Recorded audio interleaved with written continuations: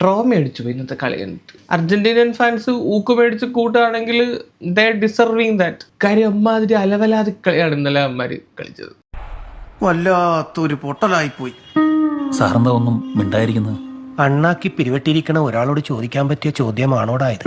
ഈ കൂടി ആ ഒരു വിഷമം ആ ചെറുക്കൻ ഇമിലിയാനോ മാർട്ടിനസ് ഗോൾ കീപ്പർ അവനെ ഓർത്ത് മാത്രമേ ഉള്ളൂ. നീ സാധുവായി പോയി എന്ന് എന്റെ അമ്മ പറഞ്ഞപ്പോ എന്റെ ചങ്ക് തകർന്നു പോയി. ഇപ്പൊ എനിക്ക് സന്തോഷായി. കഴിഞ്ഞ വേൾഡ് കപ്പും നേടിക്കൊടുത്തത് അവനാണ്, അവന്റെ ലാസ്റ്റസ്റ്റ് സേവ്. ഈ വേൾഡ് കപ്പ് ഇത്രയും ഒരു കൂതറ മാച്ച് സീരിയസ്ലി ഒരു ടീമും കളിച്ചിട്ടില്ല. അപമാനിച്ച് ഞാൻ പോയിക്കോട്ടെ. ഈ വെല്ലുവിളിച്ച കുറെ അമ്മാനുണ്ട് ഇൻസ്റ്റാഗ്രാമിലൊക്കെ വന്നിട്ട്. ഈ പെമ്പിള്ളാര് വെല്ലുവിളിച്ചു, ഒരു തുണിയില്ലാതെ തേരാപ്പാറ നടക്കുന്നു, ബസ് സ്റ്റാൻഡിൽ വന്ന് തുണി ഉരുക്കളയൊന്നും വെല്ലുവിളിച്ചു, മുട്ടയടിക്കുന്നു. എത്ര അവന്മാരുടെ മുട്ട ഇപ്പൊ ഇറങ്ങിയിട്ടുണ്ട്. അപ്പൊ നമുക്ക് റീല് കാണിച്ചു തരാം, ഓരോന്നിന്റെ റീല്. എക്സ്ക്യൂസ് മീ, നിങ്ങൾക്ക് രണ്ടുപേർക്കും ദൈവത്തിൽ വിശ്വാസമുണ്ടോ? ഉണ്ടെങ്കിൽ അദ്ദേഹത്തെ ഒന്ന് വിളിച്ചോളൂ. കാരണം ഇനി പുള്ളിക്കാരന് മാത്രമേ നിങ്ങളെ രക്ഷിക്കാൻ പറ്റൂ. അർജന്റീന vs സ്പെയിൻ മത്സരത്തില് എനിക്ക് പറയാനുള്ളത് സ്പെയിനിനോടും സ്പെയിനിന്റെ ഇന്നത്തെ ചില ഫാൻസിനോടുമാണ്.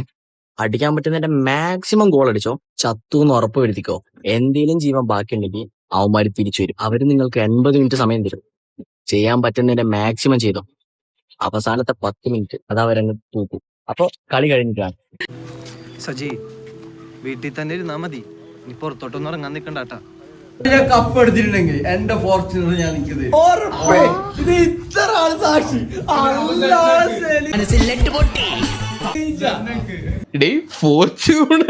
Fortuner biggest deal in Kerala. നമുക്കൊന്നും അളക്കാൻ പറ്റാത്തത്രയും കാശായി സാമി എന്നെ പത്താഴത്തിൽ. നാളെ കാലത്ത് 10 മണിക്ക് ഇവിടെ 4ാമത്തെ സ്റ്റാർ കയറും.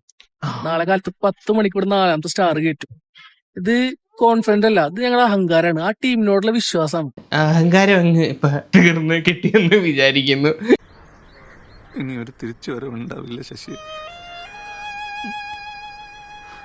ഇന്നത്തെ കളിയിൽ അർജന്റീന അങ്ങനെ തോറ്റു കഴിഞ്ഞാ ഞാൻ ജീവിതത്തിൽ അങ്ങോട്ട് കല്യാണം കഴിക്കൂല. കടം കയറി മോനെ പോരാ, നിനക്ക് കല്യാണം കൂടെ കഴിക്കണം അല്ലേ? അത് നല്ലൊരു തീരുമാനമാണോ മോനെ, നല്ലൊരു തീരുമാനം. ഇനിയിപ്പോ പെണ്ണ് കിട്ടാഞ്ഞിട്ടാണ് കല്യാണം കഴിക്കാതിരിക്കുന്നുള്ള ചീത്തപ്പേര് വേറെ പറയണ്ടല്ലോ. നമ്മൾ 24 മണിക്കൂറും പെണ്ണുങ്ങളോട് സംസാരിച്ച് ചൊല്ലിക്കൊണ്ടിരിക്കുന്നല്ല, നമുക്ക് വേറെ പണിയുണ്ട്.